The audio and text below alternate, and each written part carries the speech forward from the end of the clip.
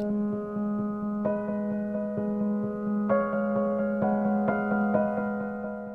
so one of the questions we get is, what does a commercial real estate attorney do? And that's a very broad question. Of course, commercial real estate attorneys are involved both in representing buyers, they're involved in representing sellers, and they're also involved in representing the bank who's lending the money to a transaction.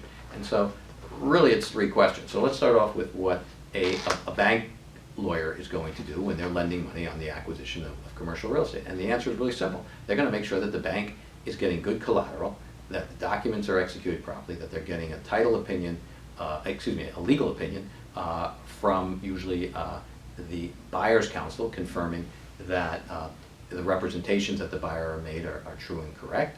And more importantly, they're going to make sure that the zoning's okay, there's no environmental problems, that the leases are all in place, and that there are no other outstanding potential issues that you could have, such as like lead paint or asbestos, which are all part of the environmental area, but also that the place is zoned properly, that the people can occupy the property and can run their businesses appropriately, so that there'll be enough cash flow to pay for the mortgage. So that's typically what a bank lawyer does. And then of course they negotiate the mortgage documents, and of course they review the title insurance, and they review the closing statement, and they're basically protecting the bank's interest. So now let's talk about what the buyer's lawyers do, because they do something similar. They want to make sure that all the issues that the bank's concerned about are resolved, and of course they want to resolve it not just for the bank, but also for themselves. So they want to make sure that there's no zoning problems, that there's no land use issues, that there are no environmental issues, and of course then they're going to negotiate the loan for the buyer with the mortgage company or the bank. And so there's going to be some negotiations there over lots of terms and conditions and over covenants and various representations. And so the buyer's attorney is going to do that. And of course the buyer's attorney is also going to make sure that the title is clear, and going to review the title insurance policy and make sure, or the title commitment. And then they're also going to make sure that there are title issues, that those issues get cleared before closing.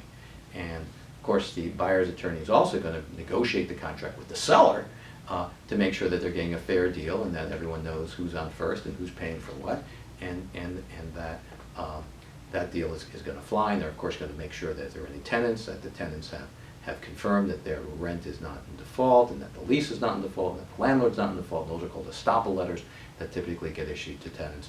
And so that's what the buyer's attorney is going to do. So now finally, what does the seller's attorney do? And the seller's attorney is going to do everything that the buyer and the bank is asking the seller to do in order to get the deal done. If there's a title issue, the seller's going to have to help clear the title problem. They're going to have to help get all the tenants to sign the estoppel letters and make sure that the tenants are happy, because if they're not happy, then the buyer's not going to be happy and the bank's not going to be happy. And of course the seller's attorney is going to negotiate the contract between the buyer and the seller as it relates to the actual purchase of the real estate. And I think that's it for now. Thank you.